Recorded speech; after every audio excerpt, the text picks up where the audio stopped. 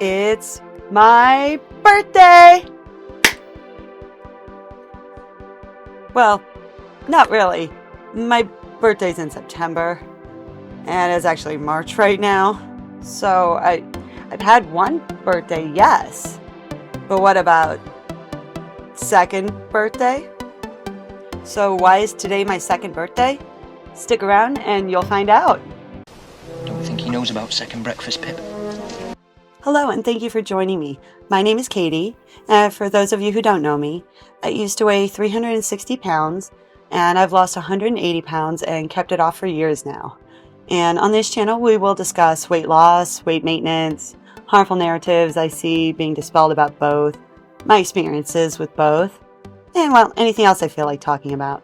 So if that sounds like something you're interested in, be sure to hit that subscribe button down below, and let's get into today's video. Have you ever gone through something so incredibly life-changing that you can almost split your life into two distinct parts? The before and the after? Marriage, divorce, kids, death. I'm sure they're going to fall on most people's lists, mine included. But today I have a different one I'd like to talk about, and how it impacted my weight along the way. So before we delve too deeply, I want to preface that if you are at all squeamish about medical things, this may not be the video for you. I will try to keep it tame, but you can't say I didn't warn you. So as I've mentioned before on this channel, I love sports. I love watching them. I love participating in them. I just love athletic competition. And I grew up playing softball and basketball, but unfortunately my playing time was cut short due to injuries, specifically my ankles. I had broken both of them. I had sprained them numerous times, like more than I could even count. And well, quite frankly, I knew how to rehab them pretty well at that point too. But by the time I reached high school, the risk of further injury was starting to outweigh the reward of participating in sports. So I had to become a spectator. And that did help for a while and actually prevent me from any new injuries. I mean, basketball or, well, really any sport that you have to cut laterally is really hard on the ankles. And after a few years of not having to be on crutches, I was starting to think that maybe I'd grown out of it or something and just didn't really worry about it anymore. So this leads me to the moment where my life was split into two. The before and the after. And coincidentally, the most embarrassing and publicly humiliating thing that has happened to me. Let me set the stage for you. Picture it. Sicily, 1922. September 2004. Labor Day. That's the first Monday in September if you're outside of the US. It was a beautiful day out. I had the day off of work, and I was freshly married to my now ex-husband, and we decided to go to a parade together. So this parade happens every year not too far from me, and it's one of the largest in the state. I even recall being told as a kid that it was one of the largest in the country, at least at that time, and it goes on for like an hour and a half. There are national and state politicians that come in for it, and well, just suffice it to say it's a big deal. Even if I just am going for the marching bands and the free candy. We go to the parade, I have a lovely time, and after the parade, we decide to walk around the downtown area and just check out the city. It was insanely busy since the parade had just ended, and the streets were still closed to traffic, so they were just full of people. We got to cross through the main road through downtown. I'm in the crosswalk, making good time. No worries because there's no traffic. I'm like 3 or 4 steps from the curb when I fall down. Well, why don't I just show you this verified actual reenactment?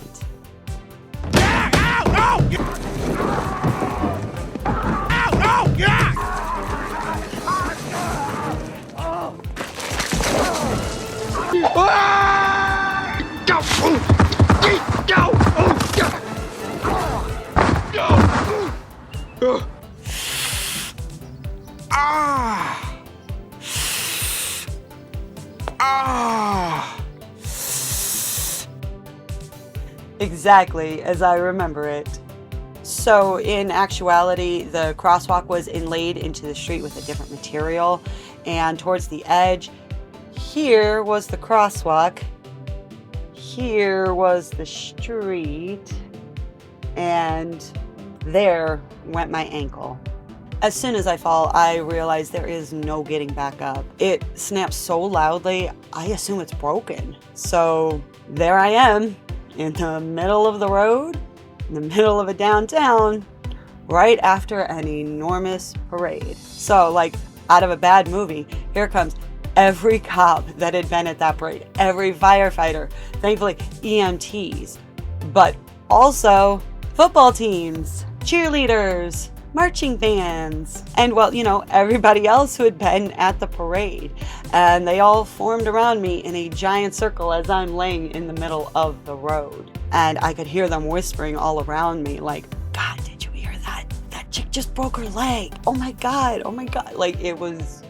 So, in addition to the immense pain that I am in, I literally just want the ground to open up and swallow me whole. Well, that didn't happen. And now I'm willingly telling the internet, so... Anyhow, the EMTs cut off my shoe and my sock, put one of those inflatable casts around my leg, and load me up into the ambulance. Now, I must say, at least in America, do everything in your power to avoid going to the emergency room on a holiday. Seriously, there's data on this. I mean, just think about it. Any doctor who's got seniority is not going to be there. And they're going to be left with all the kids fresh out of med school and all the disgruntled employees who had to work the holiday. So, while not the worst experience I've had in a hospital, that'll come later, this one was definitely less than ideal. They sent me for x-rays, and based off of all my previous injuries, I knew the routine pretty well. You go get x-rays, they send you back, the doctor will come in and tell you whether or not you broke it. Then usually a nurse will come in, give you crutches, a splint, maybe a prescription, and your discharge papers.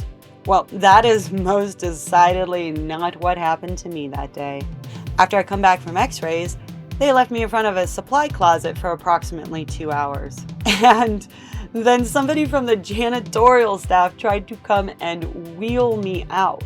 I legitimately had to slam on the brakes and demand to see a doctor or a nurse before they just threw me out. Nurse? I'm on it.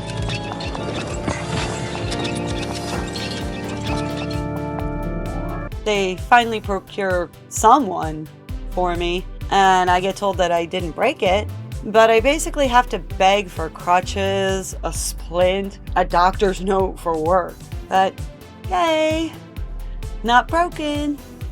So I go home and rehab it as I know how. And I stay off of it for weeks. Still unable to even move my foot or my toes at this point. And I know that something else has to be wrong. I make an appointment with my primary care, get a referral to an orthopedist, get a referral to physical therapy, and assume I must be on the path to healing.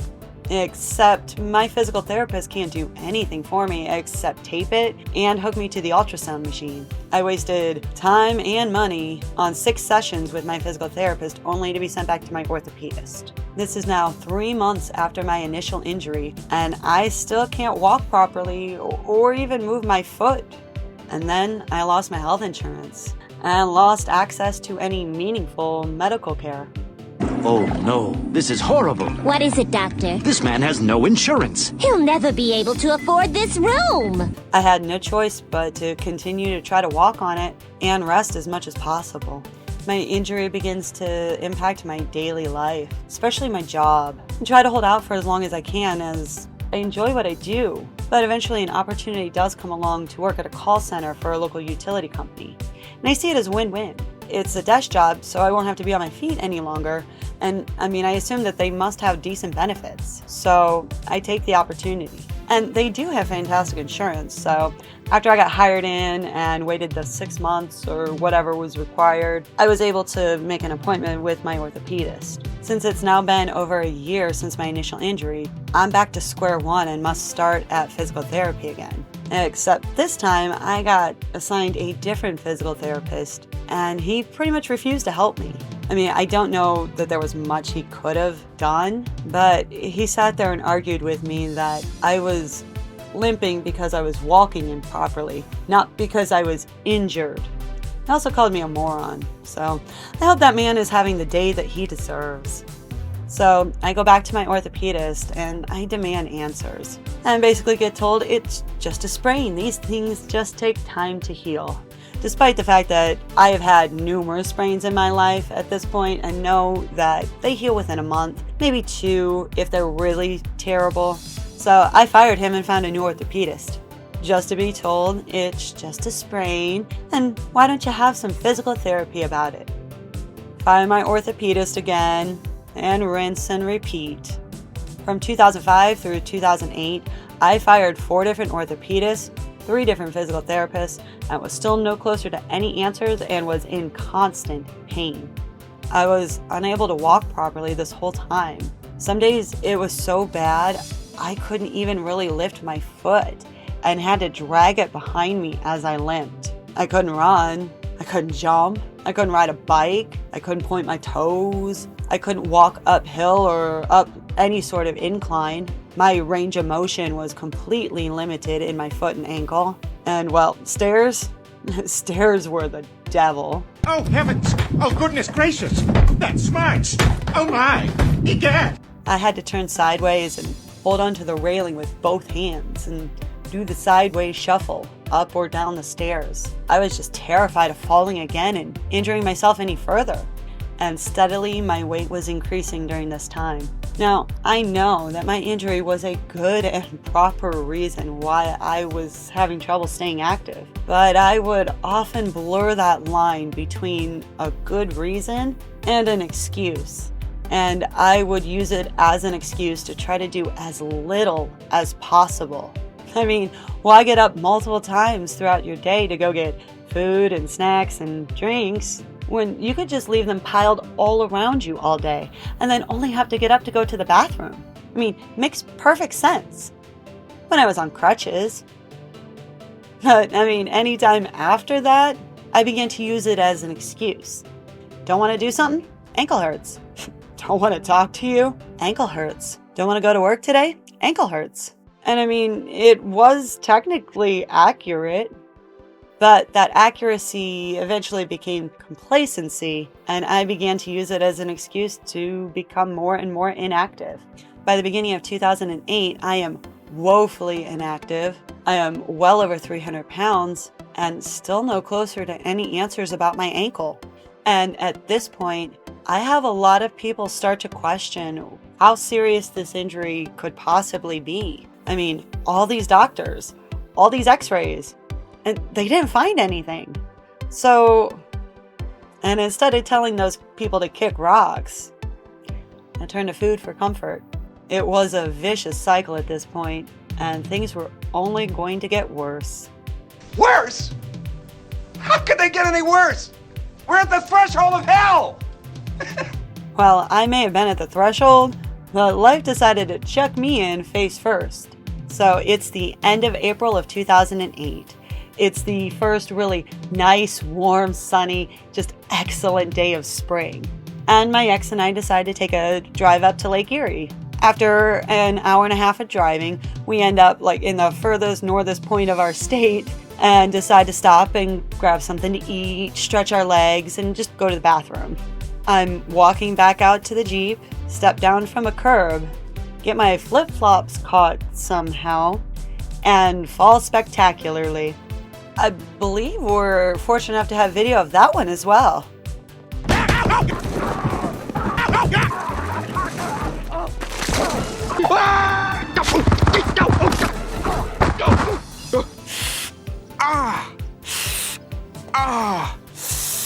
This time my body had a BOGO sale and decided that both ankles needed to join the fun. And I know there was no way I could make that hour and a half car ride back home in the pain that I was in. So we go to a hospital where we're at, 3 counties from home. And remember when I said I would tell you the worst experience I've ever had in a hospital? Now is that time. They x-ray me and figure out I haven't broken anything in my ankles. And the MP who gave me the news, he literally smacked me in the back of the head with a clipboard and called me a moron. Told me he had no idea what to do with me. It was pretty demoralizing. And he refused to give me crutches because he was concerned that I would injure the other ankle more. So the solution was I was to walk very carefully and gingerly on 2 sprained ankles. Ouch. Obviously, it's excruciating. And even more concerning, my left foot and ankle began to swell exponentially. Shoes were out of the question. And now even sandals or flip-flops don't fit. And a week or so after that injury, my whole foot is turning black. I immediately head back to the hospital. This time they do more x-rays and they figure out that my foot is broken as well. And they put me on bed rest immediately to try to get the swelling down. So this means with one fall, I have sprained 2 ankles and broken my foot at the same time. I'm not sure if there's some weird medical bingo or something I won with that display, but Yahtzee!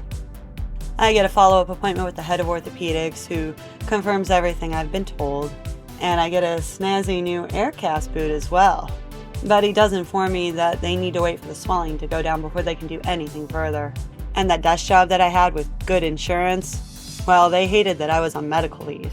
And while they couldn't outright fire me since that is illegal, they did make my life hell. I fought back by hanging up petitions to stop them from destroying a local metro park.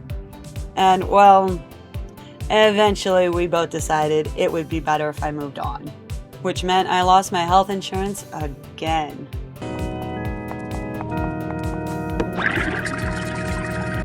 And this is when I returned to restaurant work, despite the fact I still cannot walk properly. It was either that or risk being homeless. And that was the attitude that I started to cultivate. That I had to do this. I didn't have any other options. Without insurance in this country, you usually can't even schedule an appointment in most offices. Your options are typically the emergency room, and if you're lucky, maybe a free clinic. Both are less than ideal for dealing with long-term, chronic, or complex conditions. But I did have my boot, and that did provide more stability and strength than I had had in my leg in years at that point. So I used it as often as necessary, but I really did have a love-hate relationship with that thing, and if I could go without it, I would. Consistently, I would have to wear it all winter long, and then sporadically throughout the rest of the year as needed. And I wore it everywhere, including work. So let's just say it was a constant source of conversation, whether or not I even wanted it to be. Invariably, whenever someone asked and I explained to them about it, I was met with the same question. How could I do it? I'd always respond that I didn't have a choice. I mean, I guess I did, but it was a terrible one. So I just didn't allow myself to really think about it all that much. I just kept telling myself that I had to do what I had to do, and eventually it might be different. And even if it didn't, I didn't want to just sit around and keep waiting for it to be different. So I told myself and anyone who asked that I didn't have a choice. And it continued on like this for years. So during this time, while I couldn't access doctors, I started to try to research all I could about ankles to just figure out what was wrong. I found open source anatomy textbooks and started to hypothesize what could be causing it. I knew something had to be wrong. I knew it wasn't in my mind. And I thought I had figured out what could be causing it. But without confirmation, I was still just running blind. Occasionally it would get so bad I couldn't ignore it. And to try to find some relief, I'd end up at the emergency room, where they would chuck a couple of pills my way and kick me out.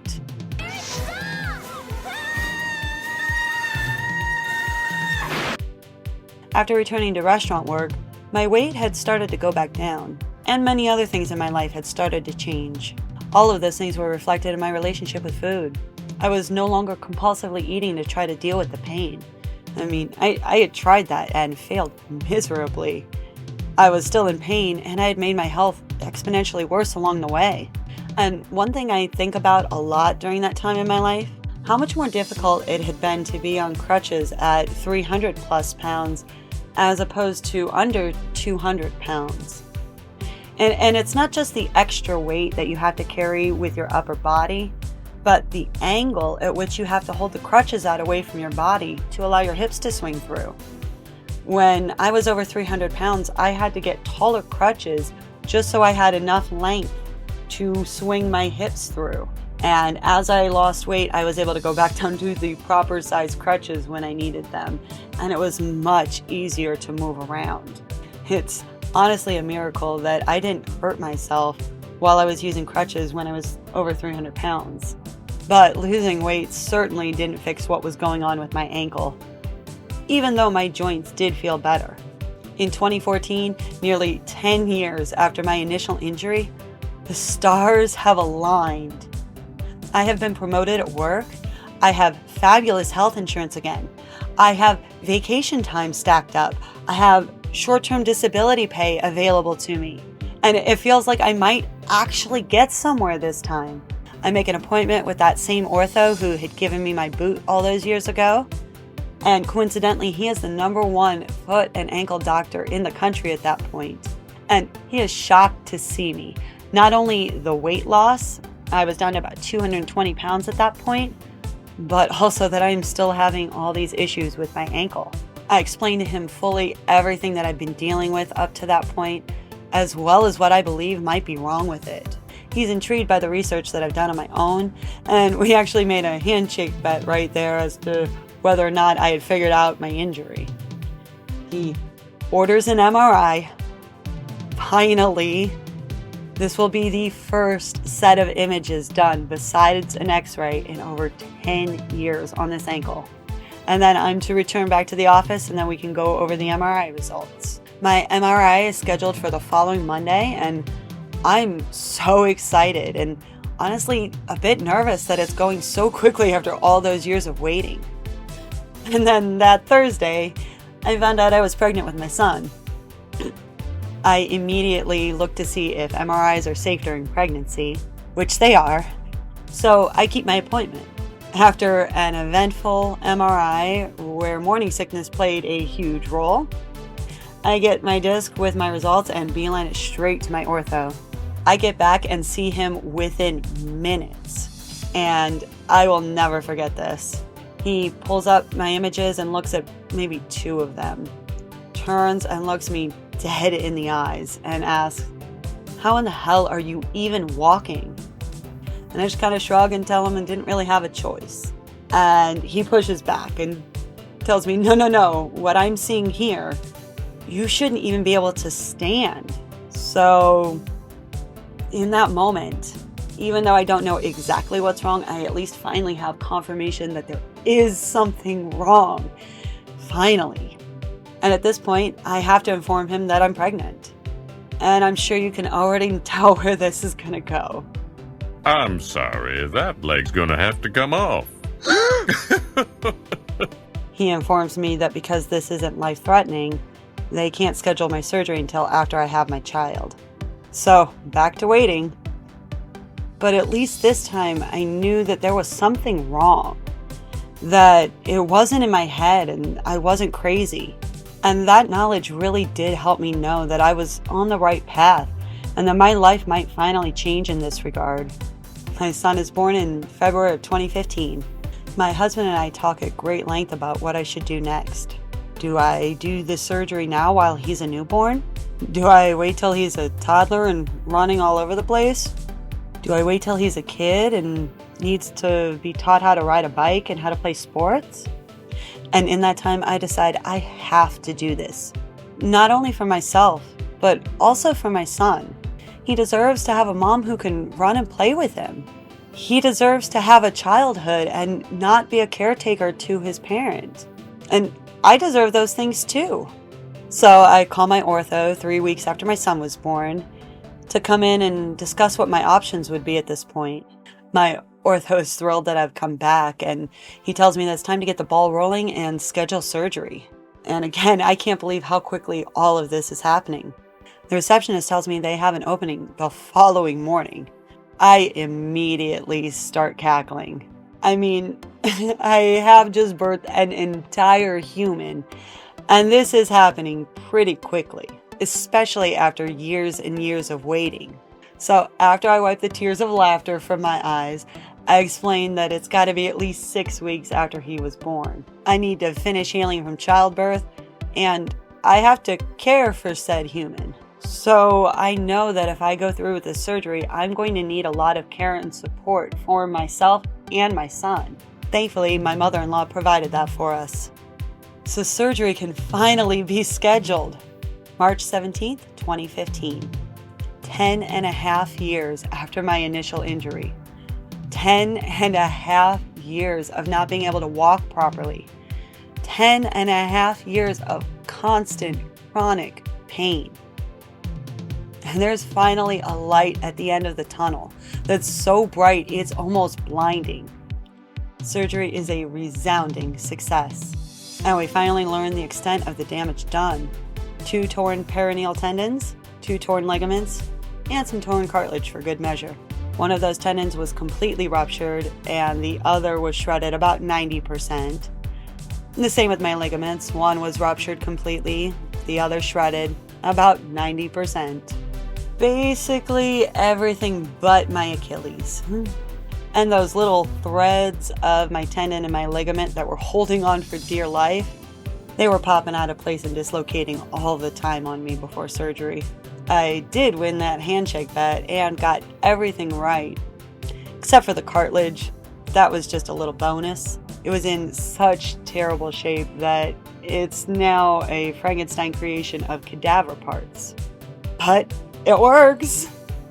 My second birthday. Today is my 111th birthday. The day I will always associate with being given a huge part of my life back. Of course, I didn't just samba out of the hospital. I did now have to begin the process of healing and rehab. I had a month in a hard cast with crutches, a month in a walking boot, and then 6 weeks of physical therapy.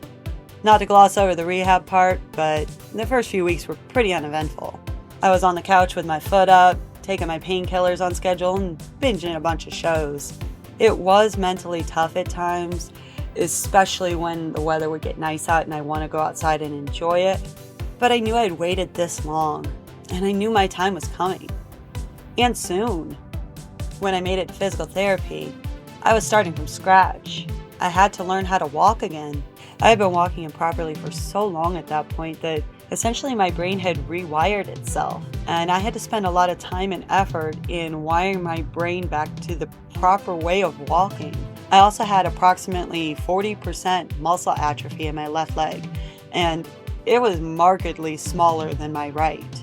So I had to focus quite a bit on building strength as well as muscle symmetry between both legs. I learned to jump again. I learned to ride a bike again. I figured out I could point my toes again, and I can stand on my toes. And I learned to trust my body and that my ankle wouldn't get injured again. I diligently followed every instruction of aftercare I was given, including all of the homework I was given by physical therapy. By week 5 of physical therapy, my therapist had essentially run out of rehab assignments for me to do, and I was able to move on to more advanced athletic training. By week 6 of physical therapy, I graduated. They had a whole little ceremony for me where they announced to everybody what I'd gone through, what my rehab had looked like, and that I had regained the ability to walk again. I got a little certificate and some flowers. It was quite lovely. My husband got to come and hear from my physical therapist firsthand about the progress that I made. I had people I'd never met coming up to congratulate me, and it was just a really nice way to end this whole journey that I had gone through. And let's just say I kind of did have perfect timing on this. Less than a month after I graduated from rehab, I ended up pregnant again. Knowing that now, I am so grateful I took the time for myself when I did. Lord knows I wouldn't be able to keep up with 2 under 2 and not being able to walk. And their childhoods would look immensely different than they do now. Since my surgery, I look at every day as a new opportunity. I will never take for granted what a blessing it truly is to be able to walk without pain and to be able to walk properly. I will forever and always be grateful for Dr. Junko, his staff, my physical therapist, and everyone else along the way who helped me through these times. And this is why March 17th will always be my second birthday. It was the start at a second chance at life, to no longer be a spectator, but to be a participant once again, to know that I can fight and advocate for myself, and that can lead to real positive changes in my life. Anyone who knows me in real life knows I will always say with my whole chest that the two best things I have ever done for myself in my life were losing weight and getting my ankle fixed. And now that you know what I've gone through to get here, I will never go back on either one of those. So I hope you will join me in my celebration today. But more importantly, I hope that you will look at every day as a new opportunity. I am always worth the fight, and you are too. Thank you so much for joining me today. Be sure to like, share, comment, and subscribe. I'll catch you all in the next one. Bye.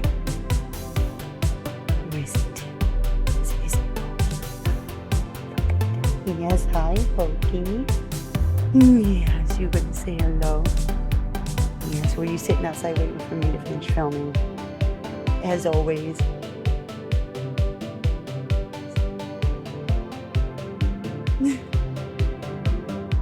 I love you too, baby. You're stuck. You're stuck to my sweater kitten. The point of retractable claws is that you can retract them. Would you care to retract them?